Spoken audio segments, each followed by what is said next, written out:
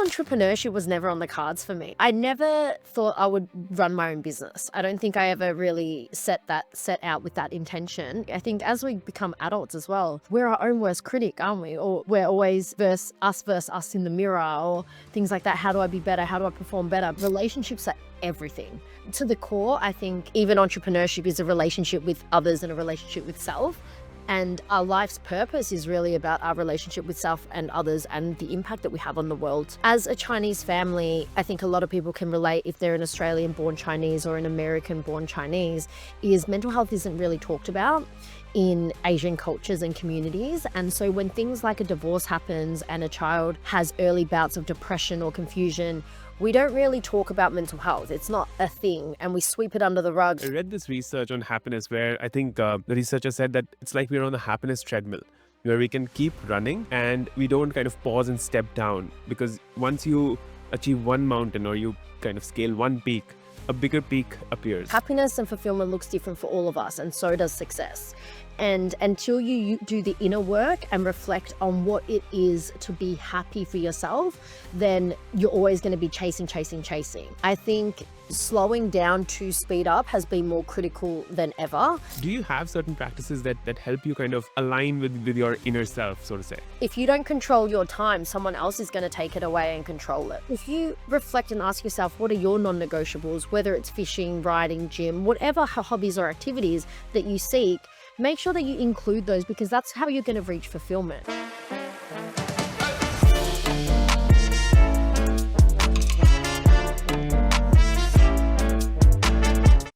Welcome to another episode of the IgnitedNeurons Podcast. Like I've started to do in the last few episodes, today I also have a hypothesis for you. My hypothesis is that by the end of this conversation between Mel and myself, we would have spoken about building authentic personal brands, tattoos, mental health, and life itself.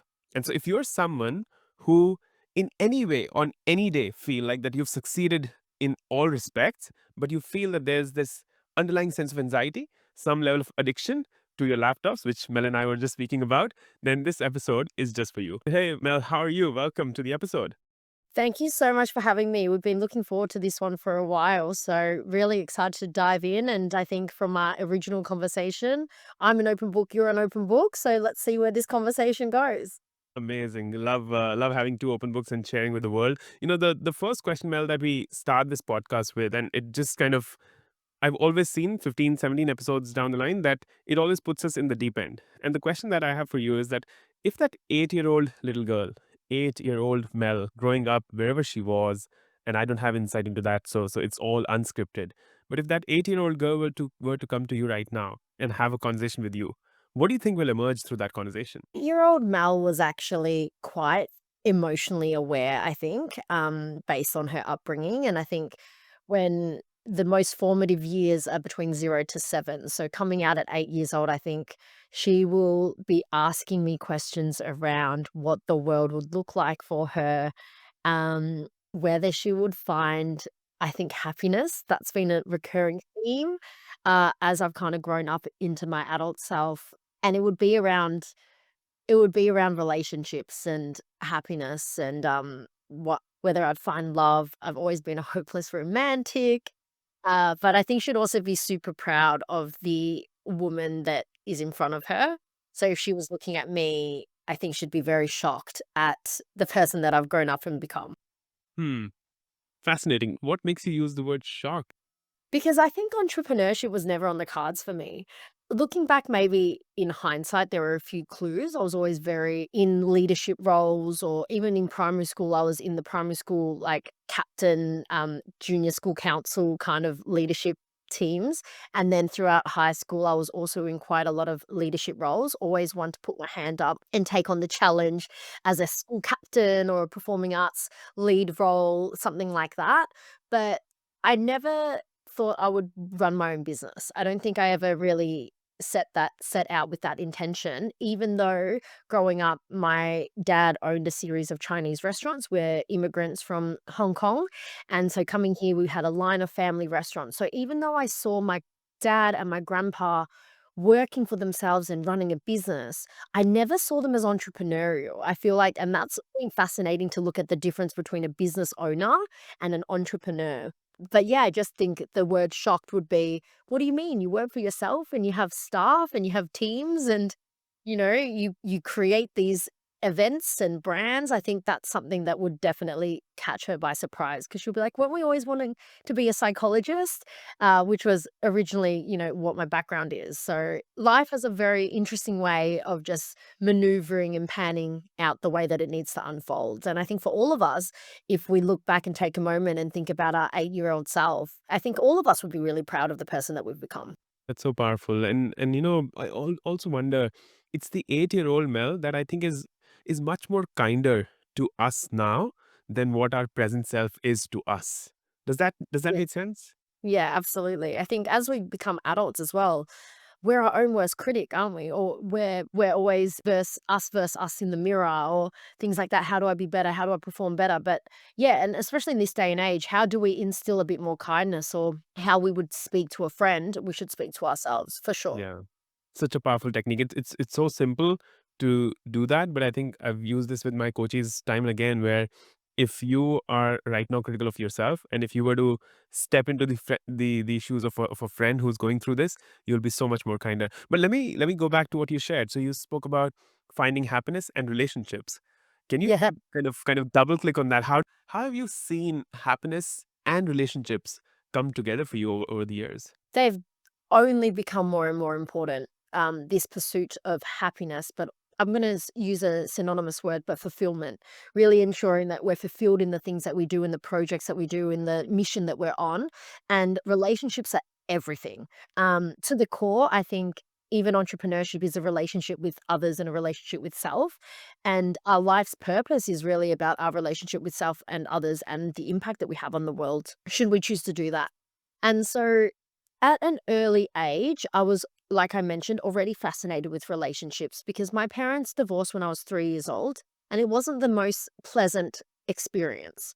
As a Chinese family, I think a lot of people can relate if they're an Australian born Chinese or an American born Chinese, is mental health isn't really talked about in Asian cultures and communities. And so when things like a divorce happens and a child has early bouts of depression or confusion, we don't really talk about mental health. It's not a thing, and we sweep it under the rug and we just get on with it. And that's a historical thing. Mental health and to the extreme suicide has been seen as a shame on the family, or it brings up things that you don't want to necessarily talk about. And pride is a huge part about Asian communities and how you're represented within the family and then within the community. And so for me, I've just always been fascinated about relationships, which is how I entered psychology. I knew I wanted to be a psychologist from my earliest pieces of writing. I was like in grade 1 or grade 2, and it would be drawing pictures saying that I'm going to be a psychologist. And most people might be like a firefighter, a policeman, but I knew about psychology because, again, from my upbringing, I just was like, why do people think the way that they do? Or why are people like this? Or how can I express myself? I was quite an emotional kid growing up. And through learning and understanding relationships, it's really shaped me to be in the industries that I am now. So that is critical. Yeah. Yeah, yeah, that's so fascinating how, as a young child, you were already kind of just imagining to be a psychologist is a leap, I think, for a young child. So we'll speak more Yeah. about that. I read this research on happiness where I think the researcher said that it's like we're on a happiness treadmill where we can keep running and we don't kind of pause and step down because once you achieve one mountain or you kind of scale one peak, a bigger peak appears. And so for listeners, I want to kind of double down on happiness as a whole. And you spoke about fulfillment. In truest terms, what makes you happy, Mel? What is your definition of seeking happiness and fulfillment? I think when you're living in alignment to your values. And for me, it comes down to happiness and fulfillment looks different for all of us, and so does success. And until you do the inner work and reflect on what it is to be happy for yourself, then you're always going to be chasing, chasing, chasing. And as time speeds up, as we grow older and we're a bit more aware of this construct, I think slowing down to speed up has been more critical than ever, which is something we've just talked about offline about taking your not bringing the laptop on the holiday or taking a breath and actually slowing down to get back to this grounding of what makes us happy. That can look different for all of us, but for me, I really enjoy like a good read of a book, going out in nature, going on a long hike, spending quality time with my partner. Things that we often take for granted, but when we can be really present in those moments, I think that's where you feel ultimate happiness. Now, it's interesting, this idea of happiness, because happiness is essentially an emotion, right? So, and emotions are energy in motion. So they're always fleeting. I don't know if you can stay in a state of happiness at all times, because that's also not experiencing the whole human emotion and all of the spectrum of life that makes it so colorful and interesting, because the opposite of happiness is sadness. And now if you were to always stay in happiness, I don't know if you necessarily would appreciate even what the state of happiness would be if you don't actually feel anger, upset, frustration, anxiety, all these kind of other different emotions, stress. It's about experiencing all of it, which why I said the word fulfillment. I like using the word fulfillment because it's a bit more of a, okay, I can feel these certain types of emotions, but as I'm feeling these emotions, I can still feel fulfilled in life. Whereas happiness is a fleeting emotion, and I don't actually believe that it's sustainable or ideal to just be happy all the time. Yeah, yeah, that's so powerful, and I'm seeing the psychologist within you jump out as you're taking us through this idea of emotions and fulfillment. And I think my relationship with happiness has been that it's just the human experience that gives me a lot of joy and a lot of happiness, and ultimately, when it aligns with who I am as a person and what I get to do on a daily basis, like having this conversation with you, that to me gives me in the moment happiness, and if I do this over time that hopefully leads to fulfillment. So that's my hypothesis. The one idea that I think I often share with people and love to hear what your perspective is that you got to like this idea that you spoke about slowing down, right? You got to intentionally find that time to slow down, because sometimes, not sometimes, actually all the time, life has its kind of its ability to pull yourself into the mess of things, or speed up things, and so you have to kind of be intentional. So I actually have like a monthly block on my calendar, which I just call like thinking block, where for 2 3 hours I don't look at my laptop, don't do anything, just spend time thinking. So that helps me kind of center myself. Do you have certain practices that help you kind of uh, align with your inner self, so to say? I think especially if I'm speaking to aspiring entrepreneurs or business owners or someone even just looking at listening to this podcast, I'm making the assumption that you're already someone that is high achieving or seeking personal development and peak performance. So for people like us that are conscious or vibrating at a certain level of frequency to even be downloading a podcast, we're naturally busy people that just want to take massive action and the doing. And in this day and age, we all have chores, especially, kids, babies, responsibilities, life admin. You got to do the washing, you got to fill up the car, you got to do the maintenance, you got to pay the bills, you got to do the gardening, whatever it may be. Life happens. And then you've got all these milestones and this social life. We're expected to do so much. And then we're going to do yoga and Pilates. We've got to look after our health and we've got to have our green smoothie. Like it's just so much. It's just so much. But I actually invite people, when I say slow down to speed up, is getting back to your core and center and go, what are the non negotiables that make my life full? What are the non negotiables that actually give me perspective and clarity? And you get to live life on your terms. When we say we all have the same 24 hours in a day, we do, but how we craft them, we treat it also differently. And now, if we're not aware of what we're prioritizing, then we're going to get pulled in every single other way or whenever someone needs us. And now I'm speaking from that with lived experience, and I'm sure you've had too, where if you don't control your day, someone else is going to control it. If you don't control your time, someone else is going to take it away and control it. So I don't necessarily have like time blocks where like between the hours of 9 and 10 I'm doing this, but what I do have that works for me is I have a set of non-negotiables that I must do within a day. And so an example of that would be I get to go on an hour walk. An hour walk for me with my headphones in, walking the dog is a non negotiable for me. However, whether that happens in the morning, in the afternoon, or the evening, I'm fluid in that. And so these set of non-negotiables, I get to spend, I have to see the language, but I get to spend time with my family or with my loved ones. Now, it doesn't matter if that's morning, evening, or afternoon, But what it is important is that I don't lose sight of that, because otherwise, what are we doing all of it for? So if you reflect and ask yourself, what are your non-negotiables, whether it's fishing, riding, gym, whatever hobbies or activities that you seek, make sure that you include those, because that's how you're going to reach fulfillment. Otherwise, burnout happens, it's not sustainable, and you start resenting the life that you've created. Your relationship with self is the longest relationship that you'll ever have. And it's the only one where you will be the only person that is in the driver's seat that has full context. You need to fill your cup up first. And then from that full cup, when it overflows out and it's just this outpour of love, that's where you get to give all of that to others. This is a real intimate experience and relationship where you have to look in the mirror every night and when your head hits the pillow every night, are you proud of the person that you're becoming? Have you given it one more swing on your own terms? Like, that's something that I'm deeply, deeply passionate about. How does someone shift that energy where it has been drilled down into us that you have to not be selfish, take care of the world, don't take care of your own needs? How do we make that shift, Mel? But once you have the awareness of it and recognizing that it isn't selfish and recognizing that you serve better when, like we mentioned, when your cup is full, but you're of better use to society when you have all your needs met. I think it's this self-sacrificing thing that doesn't actually serve us, because we end up being quite bitter and resentful of the life that we've created. Life guarantees you the adversity, the grief, the grit, all of that. But for me, where it really truly stemmed was when I lost my late partner to suicide. And so I was 23 years old when I planned.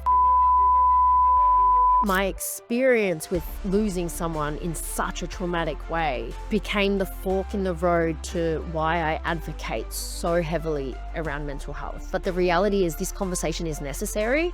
And the reality is, as a community, especially around Asian communities, we do not talk about it until it's too late. As a community, we all have a responsibility to check in on others and to check in with ourselves. You've thrown so many pearls of wisdom. I'm just taking a note of them so that I can kind of paraphrase back to our listeners. So the first idea you spoke about is something that I have a deep relationship with, which is how do you do a balance between being and doing? Because we end up doing so much sometimes that we forget how we are being. And this is something that I started to work with my coach many years ago, which helped me reflect that there could be a balance between being and doing, and that's what we need to do, because otherwise we'll be human doings rather than human Yeah. beings. And I love that. I love Yeah. that phrase, because it is. We've been so busy being human doings, we forget to be human beings. Absolutely. And then the second thing you shared was again powerful, which is create those non-negotiables, but in a way that there is structure to your day, and then there is still fluidity, so that there's a balance between that those guardrails and still how you use those guardrails. I love that idea. And this whole idea of slowing down that I think you and I have been speaking about for the last several minutes, which I hope the listeners take away. And I'm thinking of this quote by Gandhi, Mel, where he used to say, there's more to life than just to increase its speed. And whenever I think my life is speeding up in a way which becomes like a whirlwind or something that I start to kind of lose control, I think it helps me really pull back to slow down. Love the conversation and where it's going. Thank you for that. As we move forward now, you spoke about mental health, and even before that, as an entrepreneur or even as a business owner, whatever that might look like for us, this relationship itself. How have you evolved that relationship itself? Because it does not come naturally to us, Mel.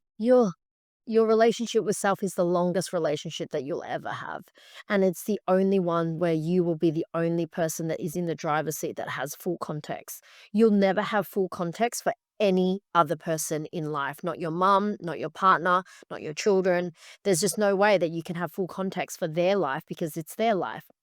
So when I preach this self-awareness, this level of self-love, self-care, when we talk about mental health, I'm always like, where are you? You know, you have to put your seatbelt on first. You have to put your mask on first before you look after anyone else. Because if you are not fulfilled and happy within self, you can only give to others what you have. And so I have this real beautiful message, paraphrased from the idea of with Oprah. Oprah says that you should serve from your overflow.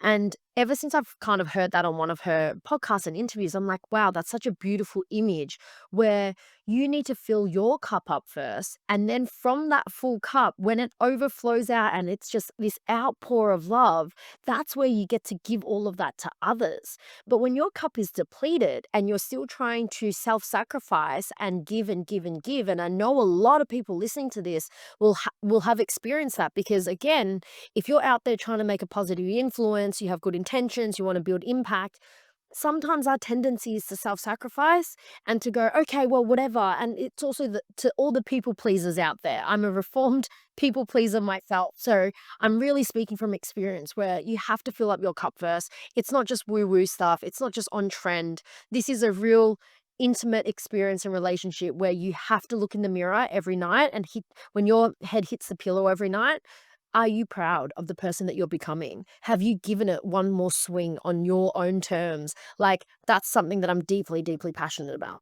So powerful, and it seems such a simple idea, but it's so hard to put into practice, and it is so hard to not do this, because what you said, I think this phrase that you used, serve from your overflow, I think that's such a powerful phrase. And until unless you yourself reach a state of overflow, how will you serve?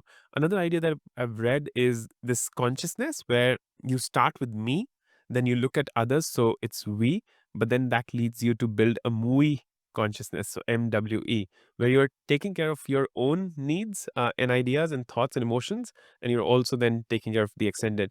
But again, I'm taking us back to for both of us. I come from an Indian heritage where it's almost selfish to take care of yourself. It's almost selfish to put your needs first. And I'm assuming, and please share more, how it happens when you were growing up in your own environment. How does someone shift that energy where it has been drilled down into us that you have to not be selfish, take care of the world, don't take care of your own needs?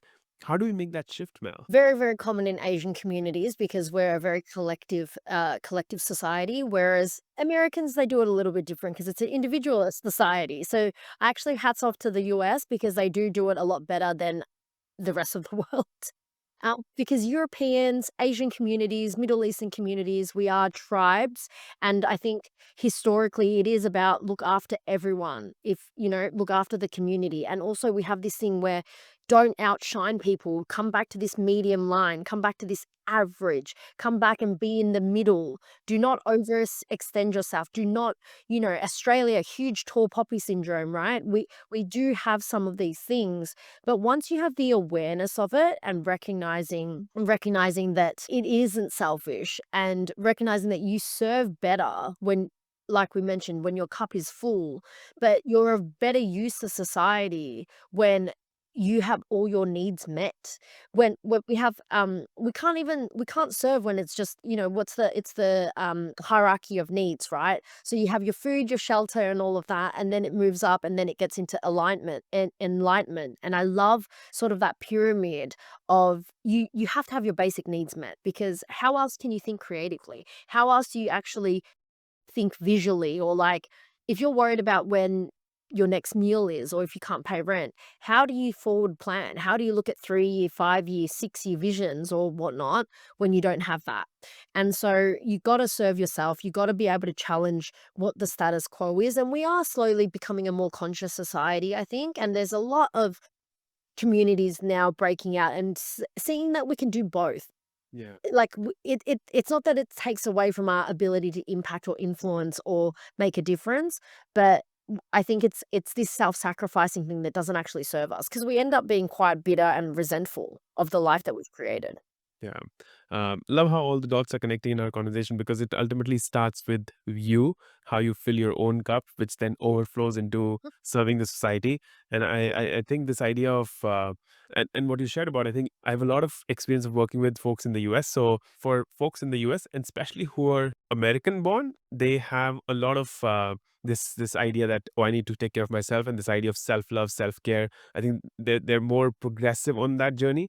But I've again seen that Indians or Asians who migrate into the US, they still feel like it's not right to put yourself first. So I think it's a journey that all of us take. As we move forward now, you spoke about this idea, and I know you're a strong voice in terms of mental health and mental health for men, women, and all human beings. But what's been your experience? Like, where do you see, have you kind of grappled with your own, or someone you've been around, like what has been your journey and evolution with mental health and how you speak about it now? I use Robin Williams as an example. Robin Williams, the actor that made everyone laugh, everyone happy. You know, I can't watch Mrs. Doubtfire and not have a big smile on your face. And that very person that gave so much love and impact and happiness and laughter to the world took his own life. It's having conversations around it, one conversation at a time, until it starts ripple affecting out into this positive influence. That's how change is created. But a problem shared is a problem halved. And instantly, when we talk about talk therapy or psychology or art therapy or music therapy, is when you have a release, you feel better because you've allowed the emotion to move through you. The more innovation and technology and resources that we're starting to use to assist us in propelling the mankind forward, the more we're going to crave in real life experiences and human experiences. AI can't generate the feeling that you were given when you were worried about when you woke up and your wife was not in bed next to you. AI can't generate the feeling and the expression that I just shared in a human form in this episode. It can never do that. I think everyone has their own mental health story, if I'm really honest. And I think everyone goes through mental health struggles, challenges, or adversity at some point in their life. So whether you've had it early on in your childhood or in your upbringing, so that's probably a similar story to myself, having parents divorced when I was really young, having been bullied for being Asian within a very predominantly Western community during both my primary school years and my high school years. Whatever that may be, some people have their mental health story quite early. And then some people have it, they might have a very beautiful life and a beautiful upbringing, a family filled with love and hope, but then they might experience mental health struggles and challenges later in life. But either way, I just want to express that it is such a spectrum and that you are normal, and wherever it is that you fit in, it's going to be a part of life. Life guarantees you the adversity, the grief, the grit, all of that. But for me, where it really truly stemmed was when I lost my late partner to suicide. And so I was 23 years old when I planned my 23-year-old partner's funeral. And so Angus and I were together for the better of 6 years. He was my high school sweetheart. We were from 18 to 23, 24, Bonnie and Clyde. It's your first love. It's your rite of passage. It's your just everything was young love. Everything was doing the first of everything for the first time. And it was not to say there wasn't any challenges, because I think when you're 18 and you've just left school and you've, got these clubs and partying, we were dabbling in recreational drugs, we were drinking recreationally. It was very much part of your rite of passage, I think, as you grow up and you kind of go and explore, and the world's your oyster. So your risk tolerance when you're 18 to 23, I think, is much higher than now, and your brain's still developing and all these sort of things. So it was not to say that it was not without struggles and challenges, but it was my first real intense experience with love. And I'm so grateful for it. I'm so thankful for it, because we were able to do a lot of our firsts together, travel overseas together, buy our first cars together, get our, first serious jobs together. We started getting into fitness together and going to the gym. That one night after our holiday to Cambodia, it was January 13th, 2014, and Angus had gotten really sick from traveling in a third world developing country, and he's someone that's super adventurous, and so he loves to eat all of the crickets and the spiders and all those kind of things that they fry up on the street food. And so he was very adventurous with that, and I was not. But he ended up getting quite sick, so he ended up getting like a barley belly, or just a sickness. And when he came back, we went straight back to work. So he was a laborer. This was a Monday, and we went straight back to work. I was working in hospitality in a bistro, and I remember him that day messaging me and saying that he felt really sick, which we knew, and that he was going to go to the doctors. He was going to go home early, and he did do that because he did message me. And then later that day, he said, went to the doctors. I can barely see. I feel so sick. I'm going home. Um, and I didn't think much of it. So there was nothing really that was overly triggering. I finished work that day at 9 p.m. and came home, and I just remember it being such a scorching hot day. And when I came home, I turned on the light and, to my surprise, like, on the left at the coffee table, there was a medical certificate. So he had gone to the doctors that day. And so then I went upstairs and to the master bedroom and I turned on the master bedroom light, and to my surprise, he wasn't home, he wasn't in bed. So I thought maybe he was watching Supercross with the boys. He was really into his motocross. So I actually gave his phone a call that night, and to my surprise, I heard the phone ringing. And it sounded like it was coming from the car. So I ran downstairs and I went to check, but the car was locked. But I could still hear the source of the ringing, and the ringing sounded like it was coming from the garage. Now, the car was parked in front of the garage, so I had to walk back through the house, through the laundry, through to the back door. And to my surprise, I found the source of the ringing. And that night was the fork in the road for me, because I was 23 when I found out that Angus had taken his own life in our family home. And whether it was the dog barking or the ambulance sirening or just the chaos of everyone starting to come over to the house, that night was a huge blur. But my experience with losing someone in such a traumatic way became the fork in the road to why I advocate so heavily around mental health. And I know I went a bit dark there. Probably for those listening, maybe we need to do a little trigger warning around suicide before this episode. But I share so openly and vulnerably because if that is what can happen to the extreme if our mental health is not taken care of. Suicide is like just the end of the end of the end. And I hope no one has to experience death by their own hands. I hope no one has to care for someone that is also going through suicidal ideations. But the reality is this conversation is necessary. And the reality is, as a community, especially around Asian communities, we do not talk about it until it's too late. As a community, we all have a responsibility to check in on others and to check in with ourselves, and to also listen to these episodes and these podcasts and these thought leaders that have potentially gone through something that's quite traumatic, so that you do not have to go through it anymore. And I built my personal brand at initially around mental health advocacy. And so for the longest time, back then, when this bombshell hit our community, it's so easy to shy away and not talk about it. Trust me, it's a lot easier to not talk and be so vulnerable on the internet, potentially being judged by so many people around how I storytell and how I story share. But I find that my purpose and my intention to turn my pain into purpose has far outweighed what people might say about me and what judgments they may have on me when I share my story about losing Angus to suicide.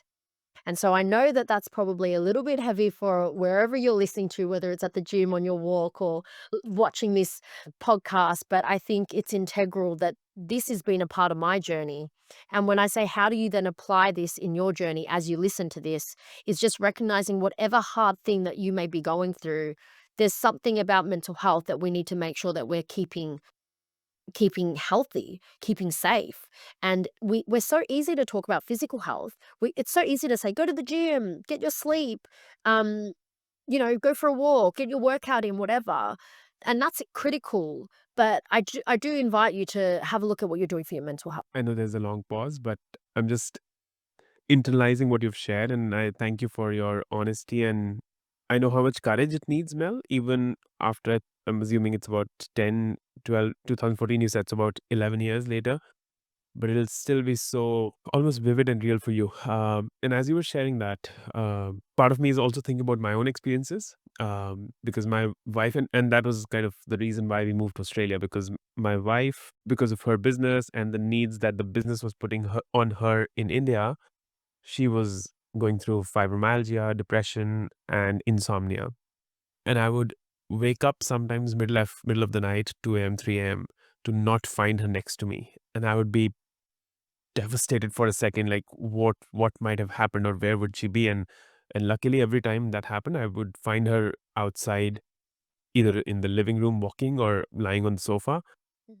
Or even one time I remember she was out of the house and taking a walk downstairs, which was it is just kind of the fear. I still feel that fear. So Yeah. I understand where you're coming from. Yeah, it just gives, and then it gave us the fear of losing her, gave both of us the courage to actually move continents at 38 years old, 39 years old. Because this is a conversation. I was in India for 2 weeks, as I was sharing with you. It is not easy to start from scratch in a new country, but you take that leap because you want to address that the mental health sometimes needs a switch in environment, and which is what we were able to do. Having said that, there are so many who are not fortunate enough to go through that changes, to go through the shift, to have the awareness that they're going through something like that. And I feel for them because it might be that A, they're not listening to themselves, B, they don't have someone who will listen to them, and C, then there's this idea, right? Put it on the rug. You will be okay. There's nothing. Why are you saying like that? There's nothing else. And in your experience, how do you influence such a large shift in society? Because as Asians, just this idea of, and I'm also like I'm a little bit all over the place right now because my brain is still thinking about all you've gone through and still trying to speak and make this conversation coherent and valuable to our listeners. But how do you shift this norm that mental health is something not to be spoken about? And one thought that is also coming, which I'm going to share before you start sharing, is that this is something that cannot be measured, right? You can get your blood test and you know what's your level of hemoglobin, what's your level of cholesterol. You can get your X-ray done and look at the bones and blah blah. But how do you really assess what someone's going on the inside? Because I don't know if there's a metric to that. Yeah. And a very great point. We go to the GP just like Angus did the very day that he chose to take his own life because we have a physical symptom. We feel sick, we're vomiting, we've got high fever, I've got a broken arm, please doctor, please GP, help me. Very easy fix because we can see it. Mental health is mentally inside of us and we can't see it. And often, even when we do a lot of mental health first aid and training, there can be physical signs and there can be behavioral signs, but a lot of us also, the opposite can happen, which is we mask it so well. I use Robin Williams as an example. Robin Williams, the actor that made everyone laugh, everyone happy. I can't watch Mrs. Doubtfire and not have a big smile on your face. And that very person that gave so much love and impact and happiness and laughter to the world took his own life. And so when we say fill your cup up first, it's not because it's it's living proof that if you do not have a full cup, no matter what you pour into the world, you are empty inside. And ultimately, the devil decides that, to take you in the darkest of days and you choose to take your own life. And so for me, going back to your question, how do we shift this dialogue? How do we have these? It's this. It's having conversations around it, one conversation at a time, one conversation at a time, until it starts ripple affecting out into this positive influence. That's how change is created. When Nelson Mandela went and heroed these amazing speeches and these amazing talks, or like Barack Obama changed arguably politics or the US government and for just being the first black president. These things happen, big changes happen through small, seemingly insignificant moments. Small, seemingly insignificant conversations and the use of words. For the longest time, I've actually looked at leadership and like, how do people influence people? It's by the words that they use or the words that they write. They're either authors or oracles. And that is how you create change, by having these podcasts and having these honest, real conversations so that one person on the other end might listen to this and change their opinion around speaking up about mental health. I think that's the only way that we're going to be able to do it. And the more and more people that we have heroing this message and being vulnerable enough and open enough to share these conversations is where you ultimately give a permission slip for someone else to do the same. So powerful. I love this idea of seemingly small shifts will lead to the large shift. That's for sure. And I think the other part is like what I think you spoke during your sharing is that you got to share it with the world because it adds value to your journey as well. And this is your relationship itself, right? That allows you to do that. Because if you keep thinking about that, I cannot be vulnerable because someone else is going to judge me for that, then you're going to restrict your story. And if you don't share your story enough, then that story is not going to be able to influence anyone in the world. And this thought that you shared, Robin Williams, as soon as you took his name, goosebumps again, because that he's someone like you've admired for the laughs and for being the comedian that he is. The other one that comes to mind is Chester My God, Lincoln Park. Linkin Park. See, instantly. Yeah. Instantly, right? Because you've and who could imagine? Like it seems that they had everything that they need on the outside, right? All the success, all the accolades, all the Grammys and the Emmys and whatever you want to talk about, all the Oscars of the world. And then still they're so, I don't know what the right word is. Like the word that was coming to me, there's something that's broken within, and they could not find shelter. They could not find support. They could not find someone to listen to, which is fascinating. Yeah, and I think when you shared about your wife and I've shared about Angus is like, it's an internal thing. The thing is, suicide is somewhat of an illness because they're empty inside, even if they have all of this. And there's this difference between loneliness and feeling alone, right? Like, or like you can feel alone in a crowded room, but you can also, feel loneliness by just it's internal, it's Yeah. subjective. And how do we shift that? How do we help people see through another day is through education and empathy. It's through compassion in seeing that it's like, I I don't know what you're going through, but I can sit with you in it until it moves through you. And I think we need more and more of that kindness in the world. I don't I often being on the other side of it, I've had my own mental health bouts and I've had my own struggles and challenges, but every time I've opened up to share, I don't need the person receiving it to necessarily solve my problem. I will do that alone. I have the resilience and I have the grit, but a problem shared is a problem halved. And instantly, when we talk about talk therapy or psychology or art therapy or music therapy, is when you have a release, you feel better because you've allowed the emotion to move through you. When you try and bottle it up and not show it, it's like this kettle wait, like the lid waiting to flip.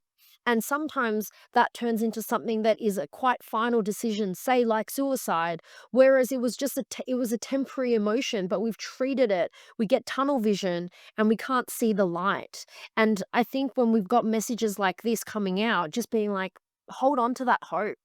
Have a conversation. I'm sure you're on the other end and I'm on the other end, constantly being like, hey, we're here. And this is why we're creating all of this content and this education and these conversations because we genuinely care. We wouldn't be here otherwise. We've got a million other fun things to do, like our laptops and our work, but we choose to do this because we understand that it's actually critically important to have these conversations. So powerful. And I also imagine that someone, and I know we cannot speak to that person, but someone who takes their own life, suicide. You spoke about it, you call it end of the end of the end. I think you used it 4 times, which I absolutely agree. Imagine what's going through their head, what's going through their heart in that moment when they decide to do that to themselves. Because it needs a different level of, I don't know what to call it. Yeah. Emotions, strength, courage, fear, all of the emotions coming together and making you hurt yourself. It's Yeah. So I'll give you a very interesting fact around every species in the world, every animal, every person, not person, every animal, every mammal, every species that have ever come to be, we all have a brain, and our instant thing for that animal or that species is to survive. It's literally fight or flight mode, right? It's a survival mechanism that kicks in. The interesting thing about humans, why we're at the top of the food chain, why we're continuously innovating is because our frontal lobe is the most developed and it's our largest. Our ability to critical think is why we outstand bears, tigers, lions, dogs, whatnot.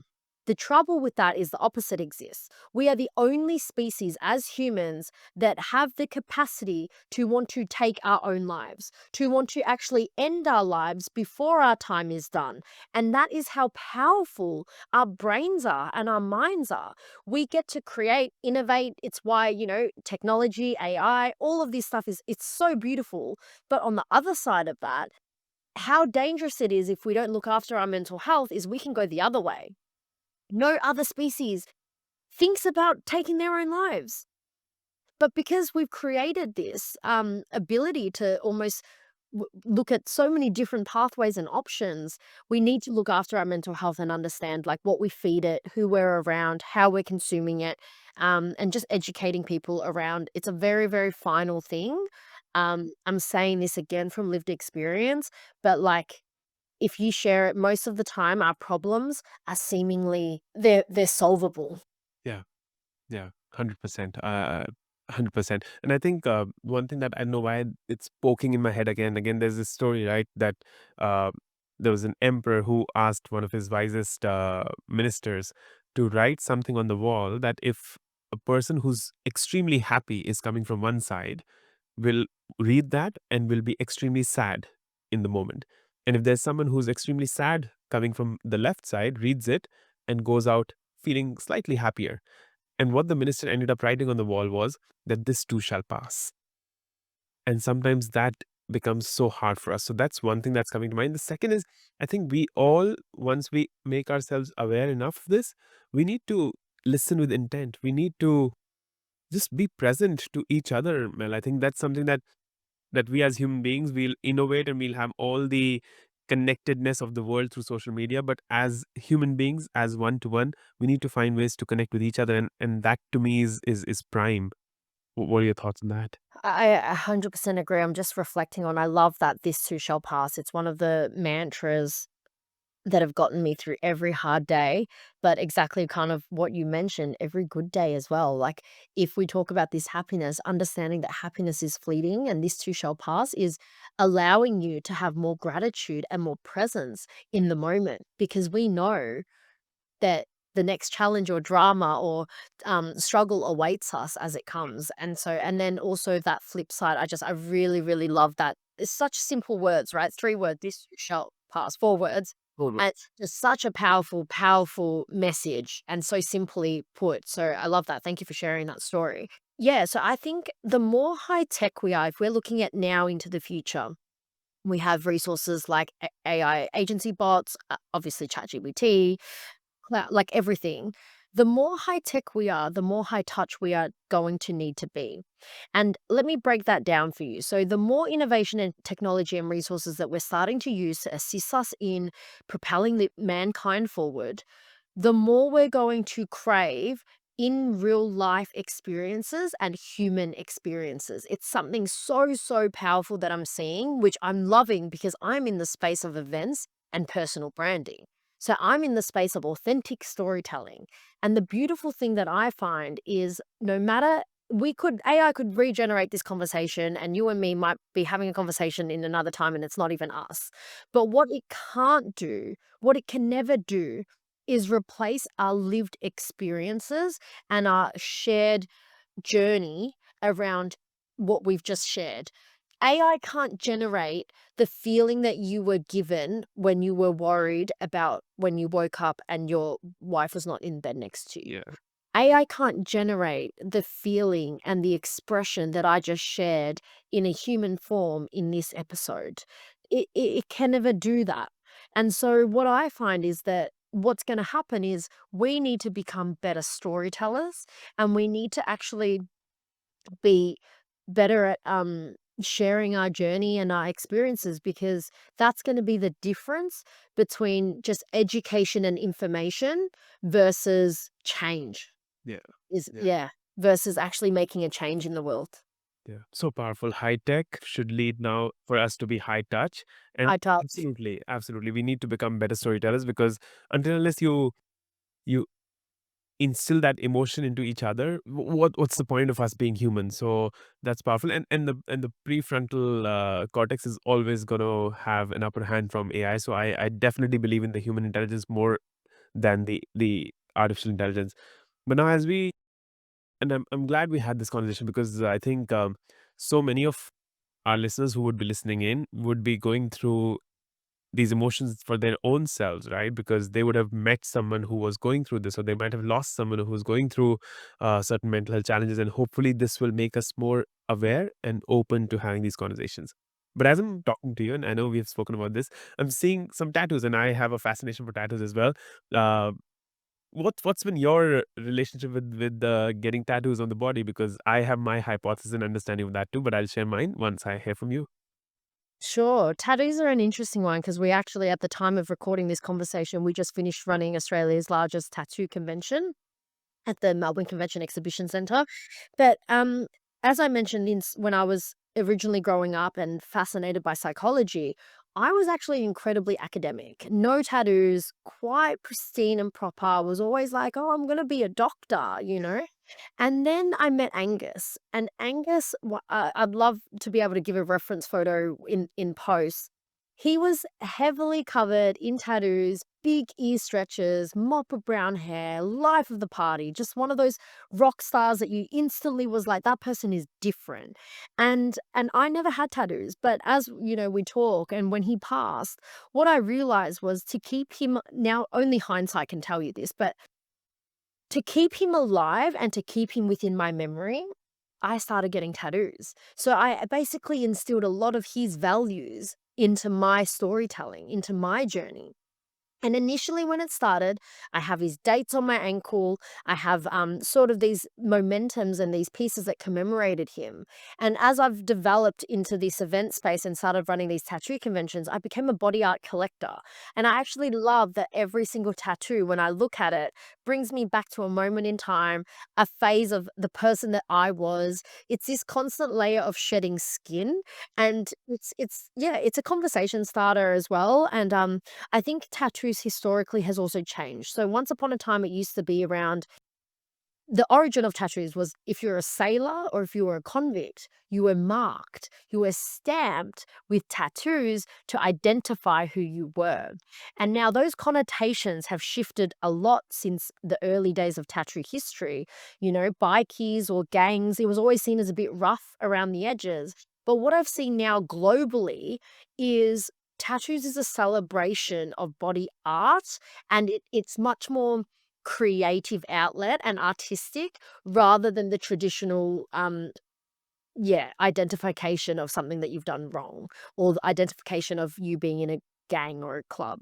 And so that's kind of my journey, and I've continuously got more and more. Like I am actually relative, like I've got little ones here and there that you can see, but definitely I'm very bottom heavy with tattoos. Both my legs are completely tattooed.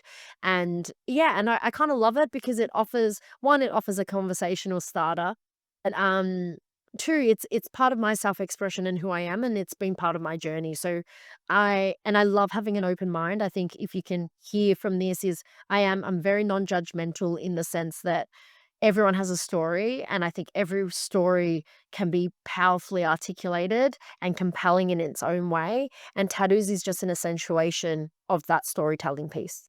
Powerful. I love the aspect of, I think to me also tattoos are like a form of self expression because they allow you to mark your body with something that means a lot to you. And the other thing that I've always like, initially, I think I got my first tattoo 15, 18 years ago. I didn't even remember.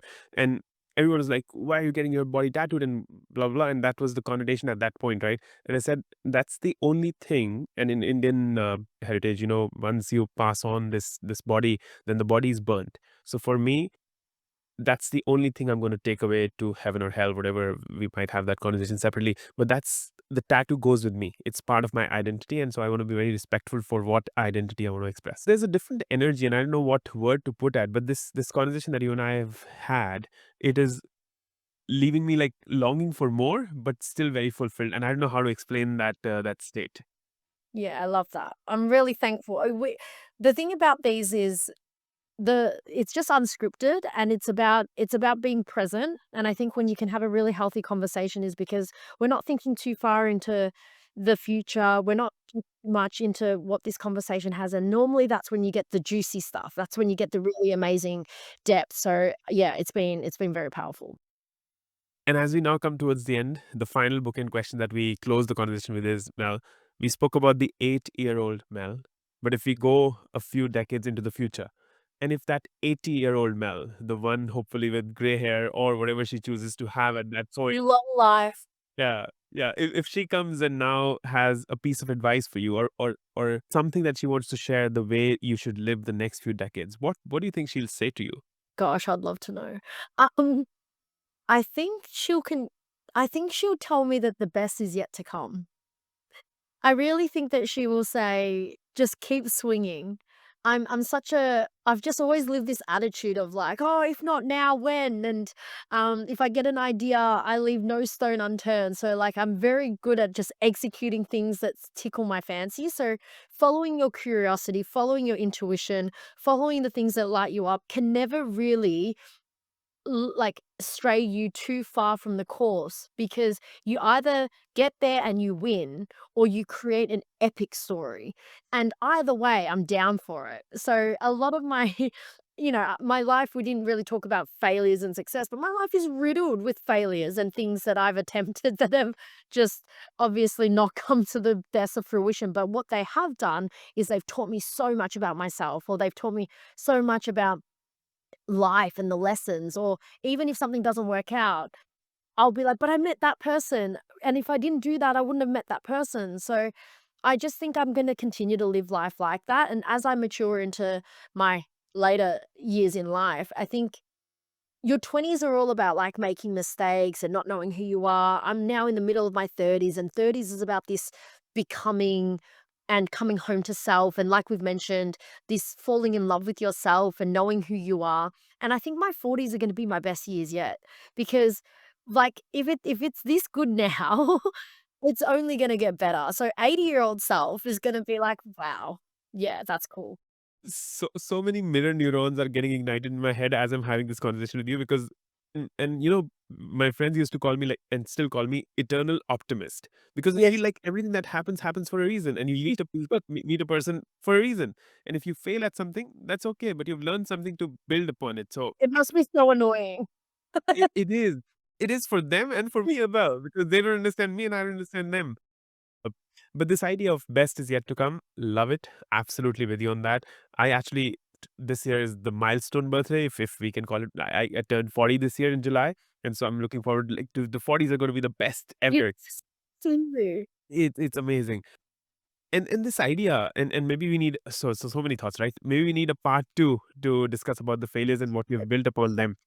But this idea of best is yet to come, Mel. It does not come easily to people because people feel like, oh, I failed at something, or my life is set in stone now. I cannot change. What's one piece of advice that you want to leave with all our listeners who feel like they're swinging it, but they believe that the best has passed them or best will not come? How do they really? To reframe, the word that comes to mind for me is faith. I have and I say faith rather than religion, because I believe that it's faith that's kept me going for so long. It's faith that's kept me to overcome every hard thing and every challenge, but also not losing hope. And faith is that sense of hope, and it's something greater than you. It's trusting that the universe, creator, source, God, whatever you choose your faith to be, they know. We're minuscule of a little dust in a tiny micro moment on the timeline. And I really think about this on a floating orbit planet that apparently has the Milky Way is one thing, but then there's galaxies on galaxies on galaxies. And and that level of faith and understanding is what allows me to play in the time that I'm here. In one generation, I will be forgotten. Less than. And this conversation will be just another piece of content in the million billions of pieces of content. Yet for the time that I was here, how meaningful did I have it? How much did I do? So when I operate from that lens, the best is truly yet to come, because you're still here. You're still here, which means that there's something more for you. And if you're listening to a podcast like this, I don't need to educate you. You know that there's the best is yet to come.